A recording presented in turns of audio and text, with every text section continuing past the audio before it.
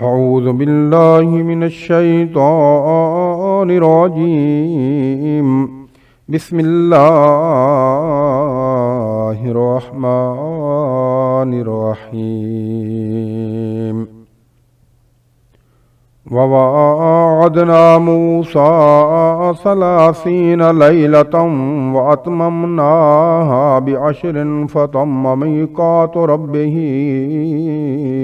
40 ليلة. وقال موسى لأخيه هارون اخلفني في قومي وأصلح ولا تتبع سبيل المفسدين. ولما جاء موسى لميقاتنا وكلمه ربه قال رب أرني أنظر إليك. قال لن تراني ولكن انظر إلى الجبل فإن استقر مكانه فسوف تراني. فلما تجلى ربه للجبل جعله دكا وخر موسى صاعقا. فلما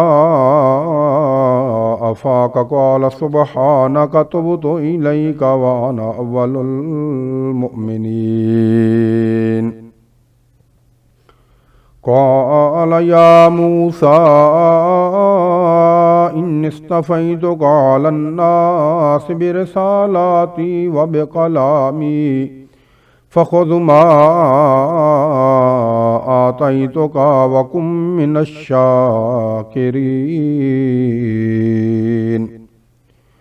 وكتبنا له في الألواح من كل شيء موعظة وتفصيلا لكل شيء فخذها بقوة وأمر قومك يأخذوا بأحسنها سأريكم دار الفاسقين. سأصرف عن آياتي الذين يتكبرون في الأرض بغير الحق وإن يروا كل آية لا يؤمنوا بها وإن يروا سبيل الرشد لا يتخذوه سبيلا وإن يروا سبيل الغي يتخذوه سبيلا. ذلك بأنهم كذبوا بآياتنا وكانوا عنها غافلين. والذين كذبوا بآياتنا ولقاء الآخرة حبطت أعمالهم هل يجزون إلا ما كانوا يعملون.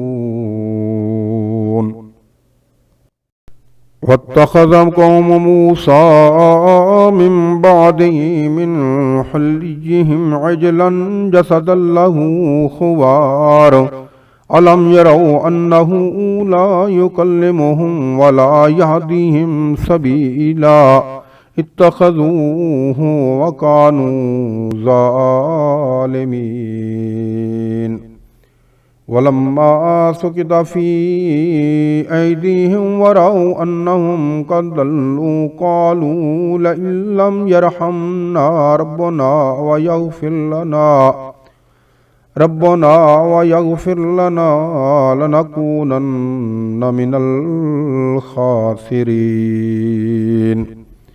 ولما رجع موسى إلى قومه غضبان أسفا قال بئس ما خلفتموني من بعدي عجلتم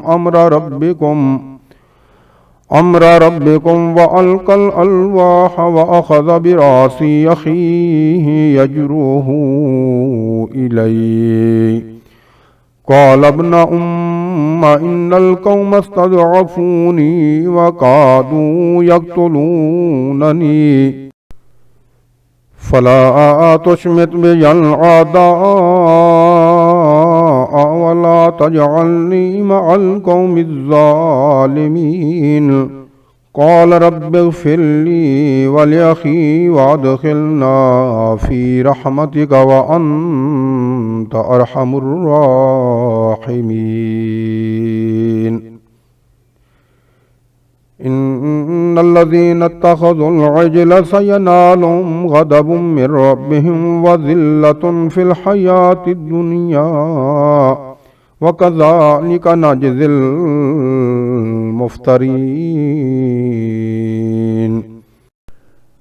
والذين عملوا السيئات ثم تابوا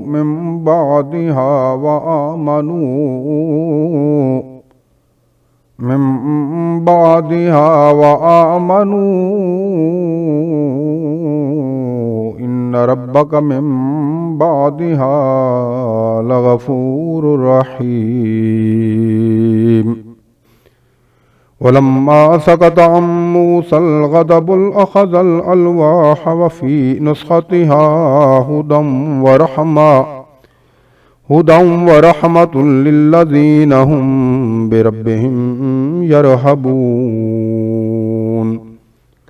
واختار موسى قومه 70 رجلا لميقاتنا فلما أخذتهم الرجفة قال رب لو شئت أهلكتهم من قبل وإياي تهلكنا بما فعل السفهاء منا إن هي إلا فتنتك تضل بها من تشاء وتهدي من تشاء أنت ولينا فاغفر لنا وارحمنا وأنت خير الغافرين واكتب لنا في هذه الدنيا حسنة وفي الآخرة إنا هدنا إليك قال عذابي أصيب به من أشاء ورحمتي وسعت كل شيء فسأكتبها للذين يتقون ويؤتون الزكاة والذين هم بآياتنا يؤمنون الذين يتبعون رسول النبي الأمي الذي يجدونه مكتوبا عندهم في التوراة والإنجيل يأمرهم بالمعروف وينهاهم عن المنكر ويحل لهم الطيبات ويحرم عليهم الخبائث ويدع عنهم إسرهم وأغلال التي كانت عليهم فالذين آمنوا به وعزروه ونصروه واتبعوا النور الذي أنزل معه